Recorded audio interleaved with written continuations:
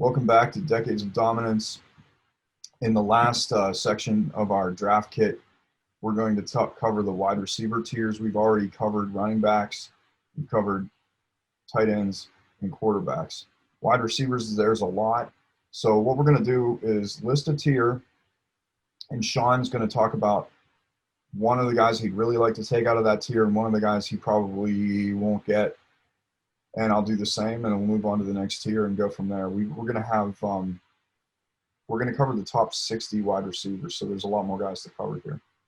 In certain groups, a lot of them are pretty similar. In tier one, we have everybody's top. Michael Thomas, it's a no-brainer that he's at the top of tier one. Davante Adams, Julio Jones, Tyreek Hill, DeAndre Hopkins, and Chris Godwin. So out of that tier, who's your most likely to draft, depending on if you're in a random spot? Who's your most likely guy to get? Probably actually Chris Godwin because he's I actually just moved him up into tier one with the other guys, but he's going significantly later. You might be able to get yourself two quality running backs and get Chris Godwin. So that would be a fantastic way to start. But I love the guys above him at 1, 2, 3, and 4. DeAndre Hopkins is the guy in this league or in this tier that I'm definitely going to pass over. You can't put him out of the top tier because he is such a good receiver, but when wide receivers change teams, it's just really hard for them to maintain production. Okay. For me, I think the guy in this tier that I would be most likely to get, and this is going to sound weird, but it depends. I'm in a randomized draft. So for me, it's Michael Thomas, because if I end up drafting 8th or 9th in round one and Thomas is still there, that's who I'm taking, because I feel like he is going to be enough ahead of the next guy that it would be worth doing my normal, avoiding my running back at that spot. Because most of my top picks are going to be running back or one of the top 2 tight ends.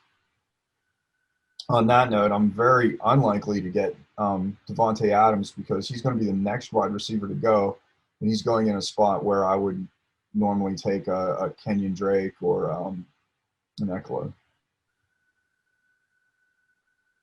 So Yeah, go ahead. I was just gonna say, if most people don't wait until 8 to take Thomas, usually people rank him ahead of a little more of the running backs than we do. So if you can get him at 8 or especially at 9, that's smart. Right. And I'm saying, like, let's say my draft goes that way where, Hilaire and Henry and those guys go before Thomas, then yeah, that's where I take Thomas. So tier two, at the top of tier two is Chris Godwin's partner in crime, Mike Evans, and Kenny Golladay, his arrow's been pointing up the last few years. Moore from Carolina, Allen Robinson, Thielen from the Vikings, Odell Beckham, Calvin Ridley, Juju Smith-Schuster, Amari Cooper, and Robert Woods. So from 7 to 16, which of those do you think you'd be most likely to take or try to take if they're available, and which one would you avoid? Calvin Ridley is probably my guy from this tier. He's rising up boards. Maybe most people don't have him ranked as high as 13, but he's a third-year wide receiver breakout candidate who could be this year's version of the jump that Chris Godwin made last year. And who do you avoid?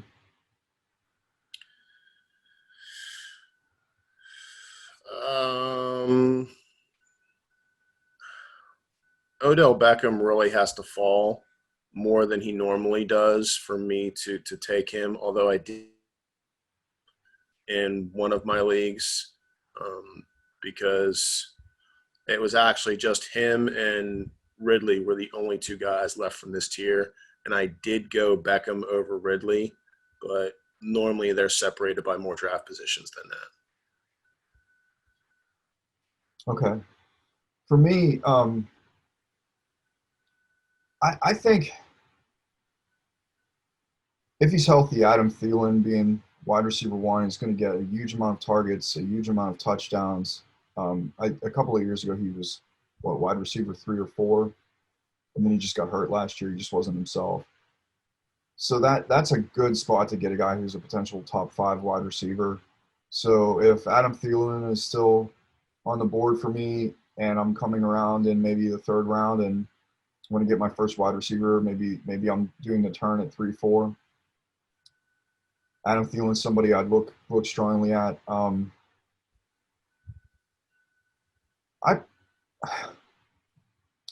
I also kind of I mean I could see people making an argument for Robinson in the same way just for the number of targets, but I'll go Thielen.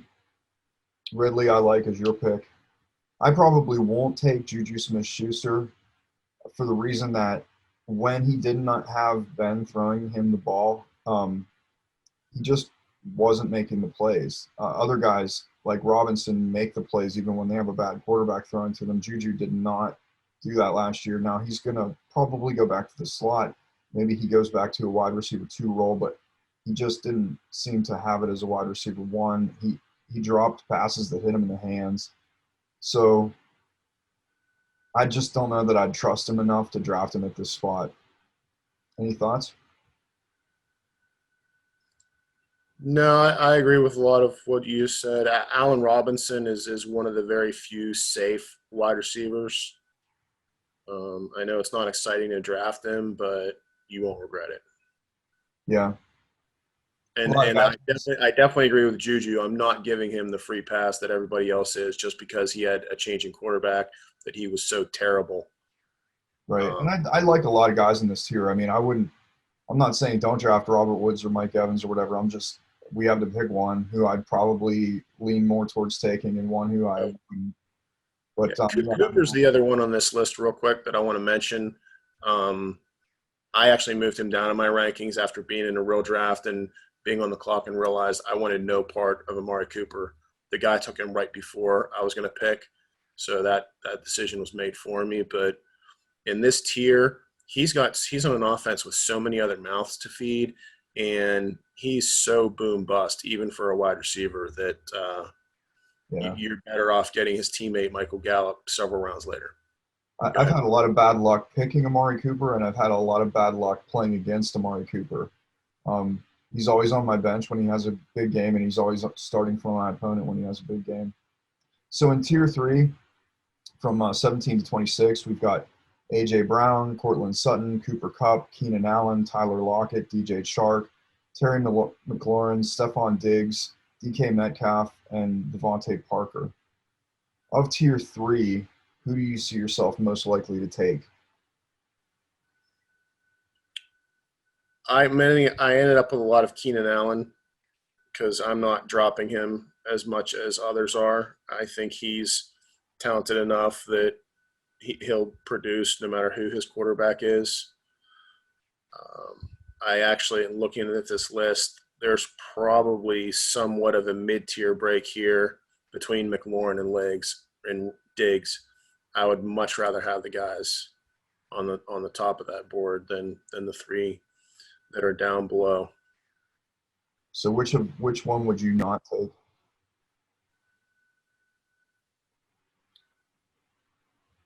I don't know that there's any that I would not take. Um, More you likely know, to pass on it. if they fell far enough, Cooper Kupp is usually going higher than this, and some have him ranked higher. But the numbers just point out that he doesn't look like he's the Rams' number one receiver anymore. That would be Robert Woods. So So you're saying that you would probably not get Cooper Kupp at where he's going? yeah, it's not that I would pass on him, but I have him ranked low enough that he's almost certain to go before he would be the top receiver left on my board. Right, and conversely, like if Cooper Kupp was still here in the middle of this tier, I would take him in a heartbeat. But but you're right. Like, would I take him in tier 2? I don't know. So for me, who would I take out of this tier if they're still on the board? Well,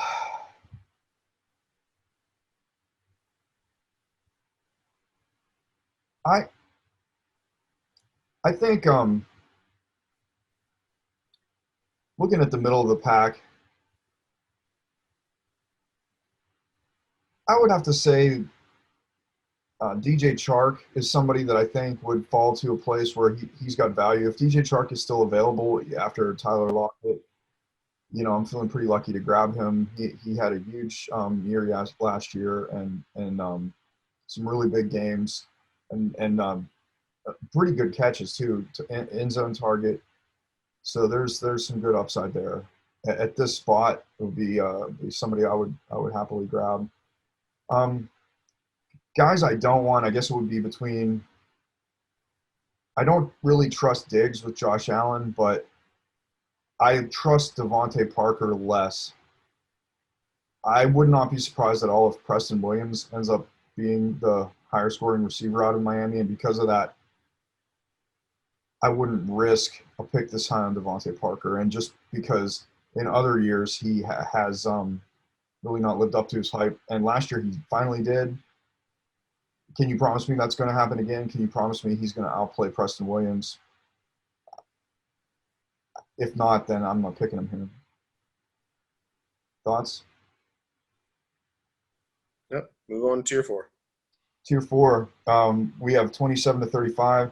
T.Y. Hilton, Julian Edelman, Tyler Boyd, Will Fuller, Jarvis Landry, A.J. Green, Michael Gallup, Marquise Brown, and Brandon Cooks. So out of tier 4, who's your pick? Will Fuller. Will Fuller. Yeah.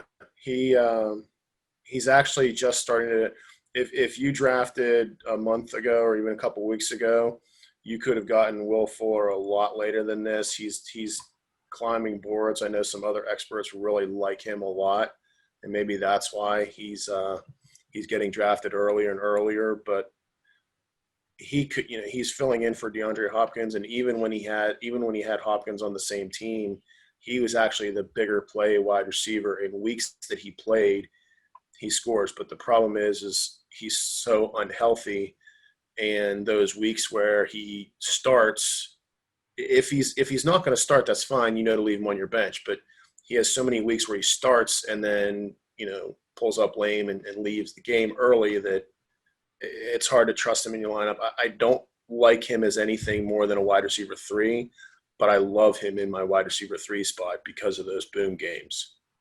Sure. The guy that I would be least likely to take would probably be Green, because he's already showing some injuries at camp. He's had a whole year off. You just don't know what you're getting.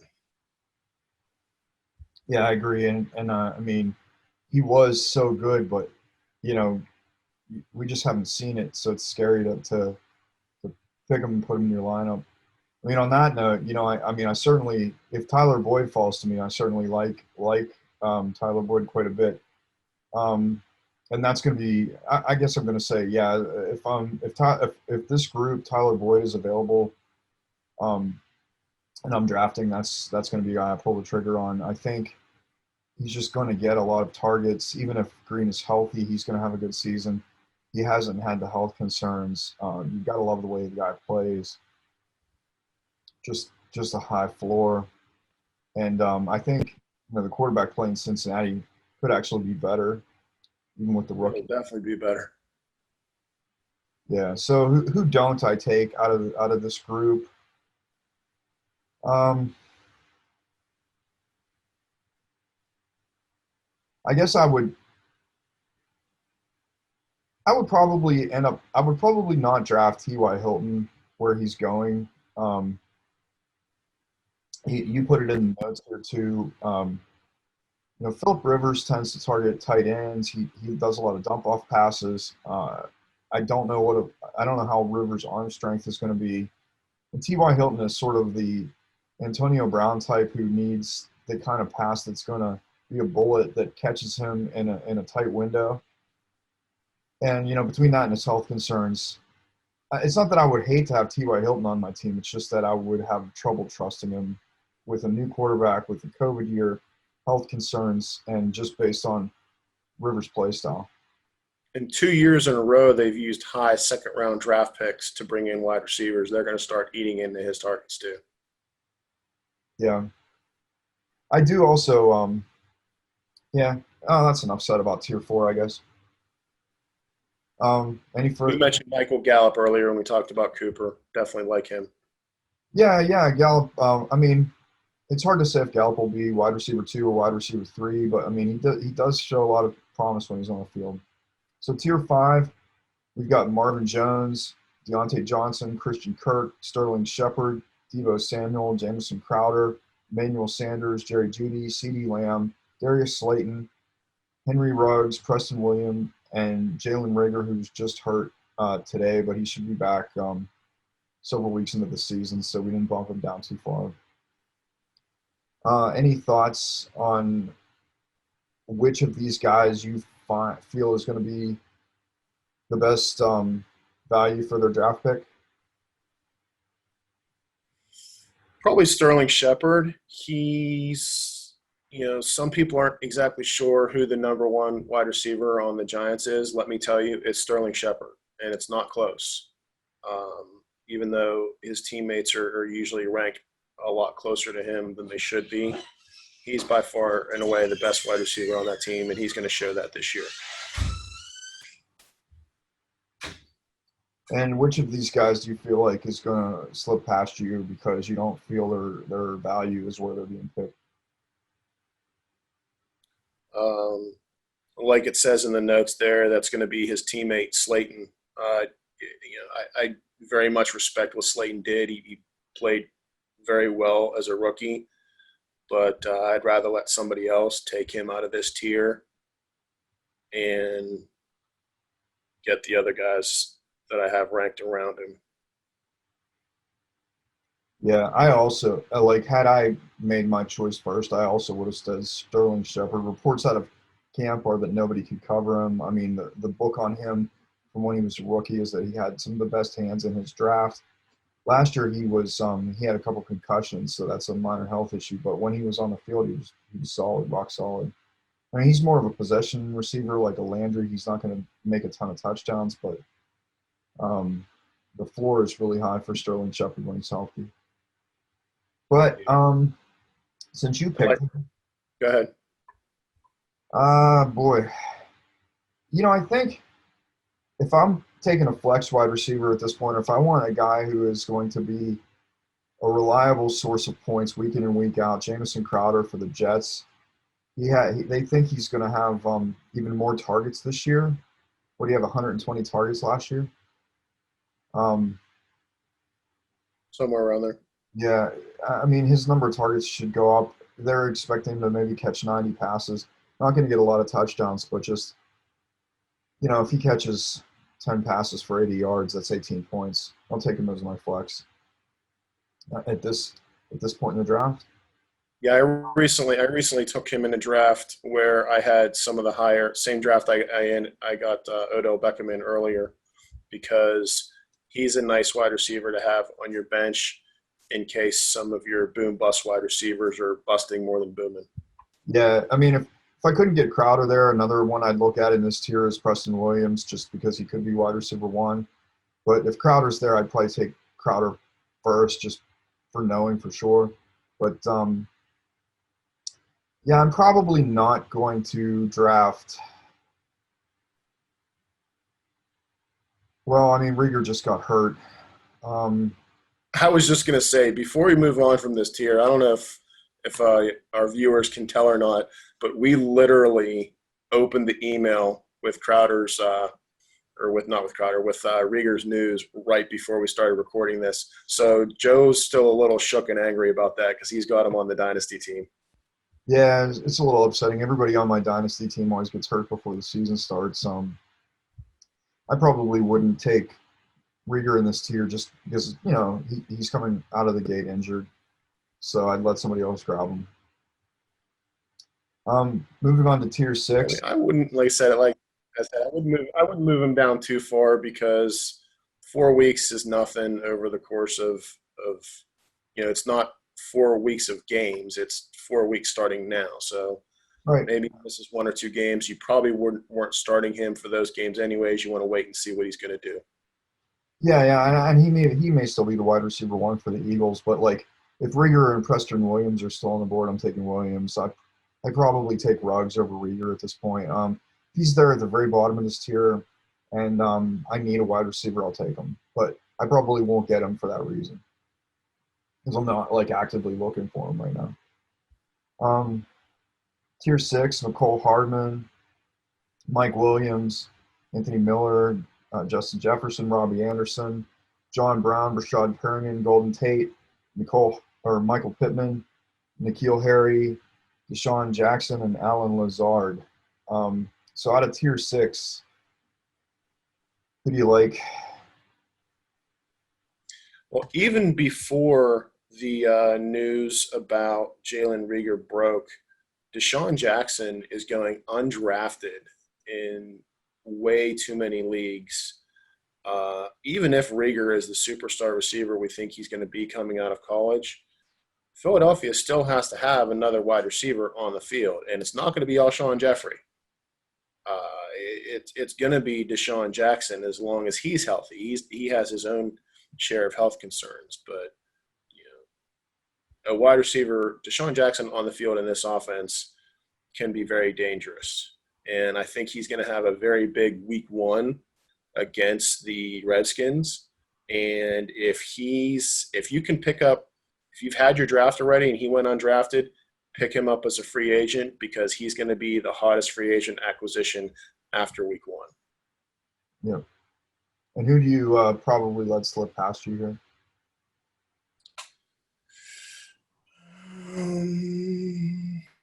Mike Williams. Okay. This is probably too high for him considering his injury is more serious than Rieger's. He's like week to week or something, and even before he was injured, he's never had more than brief flashes of the talent that got him drafted 7th overall coming out of Clemson a few years ago. So if he hasn't done it by now, I don't know that he ever will. Okay. Now, heading into training camp, I was pretty high on Justin Jefferson, and he may still come out of the Vikings as the wide receiver too, but he's apparently been having some problems learning the system, some issues in practice. So, at the very bottom of this list, I've always liked Alan Lazard. I do think that if he falls to the bottom of Tier 6 and I can grab him, I'm not going to reach for him, but if I can grab him, I think he's got the best chance of being a wide receiver 2 on the Packers. So at this point in the draft, that's a big value. He's 6'5", he's 235 pounds. He's a pass catching machine. So if they use him like that, then he becomes the number 2 to Devontae Adams, and getting him down here is a steal. So I'll say Alan Lazard is somebody that he falls to me, or if he looks like he might fall to me, is somebody I'm going to try to get. Somebody I would let slip past me. I probably am not going to reach for John Brown. He had an amazing season last year, so somebody's going to draft him a little too high, not realizing that Stephon Diggs is basically stepping in and serving as a better version of John Brown. I just don't know what that's going to mean, and I do think it's going to mean he's not going to give you the huge value that he did last year, and he's probably going to sit your bench most of the time without a whole lot of upside, unless Diggs gets hurt. Yeah, when you're drafting your team, what you want to keep in mind is what would have to happen for me to want to put this guy in my lineup before or over some of the guys I picked earlier to be my starters.